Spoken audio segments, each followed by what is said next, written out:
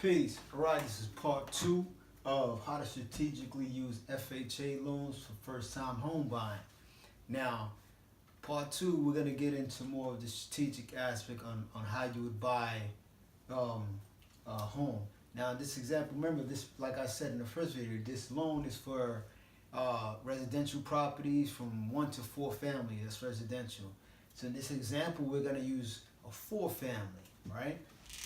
So now let's say you have a 4 family, right? 4 unit that is going for $500,000, we're gonna say.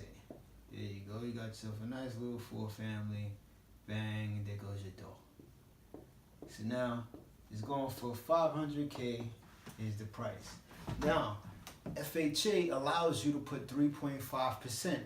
So if you had co-borrowers, right? And allows you multiple co-borrowers on a loan. Now, 3.5% of 500,000 is $17,500, right? So this would be the down payment you guys would need to get into this 4-family home. But let's just say it's for you guys, right? So now if it's for you guys, we would divide this by 4, and each one of you guys would have to come up with $4,375. So between the 4 guys, 4 girls, 2 couples, whatever, this you guys would have to come up with $4,375 a piece for your down payment, right? That'll give you a total of $17,500, which is 3.5%. 500,000. Boom. So you got your 4 unit for your 4 unit, right? Hold up. Let's look at future rental income credit now. Now, future rental income credit, because there's requirements for every loan. There's credit, like I said in the first part, this particular loan takes low. They're flexible with their credit scores. So some of these banks take really low scores into the 500s. And there's credit, there's income requirements. So it allows you to put multiple borrowers so you can fulfill these particular requirements. And as I've stated previously in the first part of the video, was government vouchers count. So like this can be you and your girl and 2 other people in your family who may be on Section 8, or you and whoever it may be. But there's government vouchers, so you don't have to necessarily use your Section 8 just to rent apartments.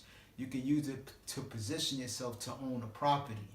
It's always better to own the property you reside in than to rent the property that you're getting at. I mean, it differs later on, if you have money coming in a certain way, blah, blah, blah.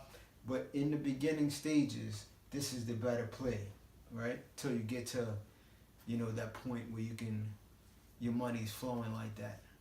So now you have $4,375 now a piece. Now the future rental income credit, what they do is, let's say, remember this is an owner-occupant loan, so the bank is expecting you to occupy this residence. However, like I stated as well in the first video, it's an owner-occupied, but there's no stipulated time that you have to stay. Because for all they know, let's say you got a better job offer somewhere else. It means you can't leave because you're tied to this property. Or your kid got accepted to a better school. You can't leave. Or you get into an altercation with the other owners of the property that you went in on. You can't leave.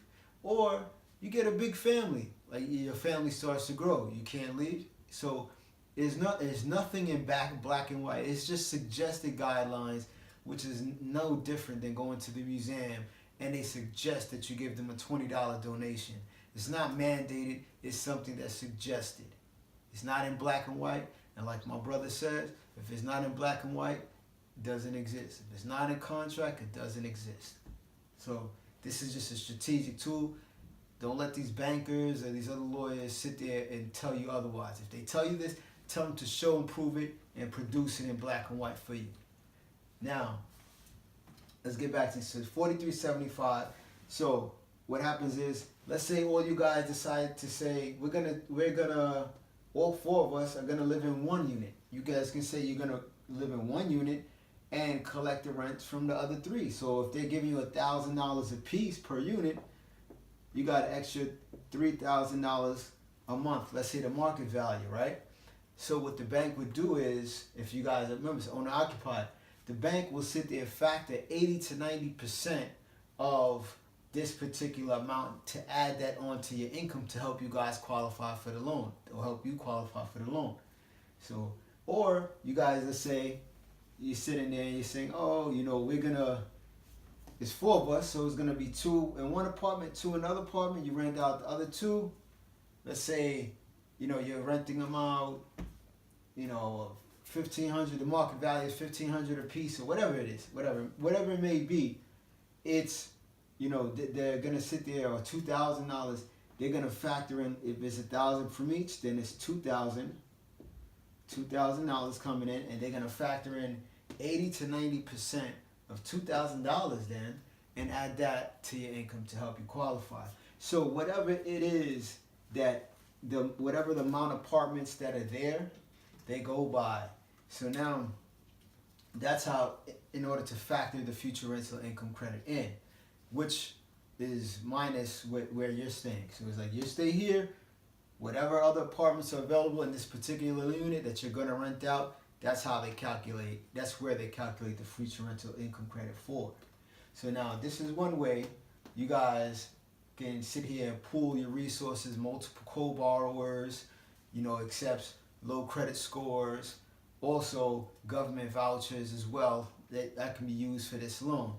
So this is another just strategic, easy way that you can put yourself together to get in position to get into a property, so you can start to position yourself to build family wealth, right? Now, in the next part, we're going to get into the another strategic aspect where you learn to use this property, you learn to use this loan more than once, all right? So remember, if you didn't get your pen and the paper, go get your pen and the paper, rewind this video, take notes, and every time I play a video, take notes.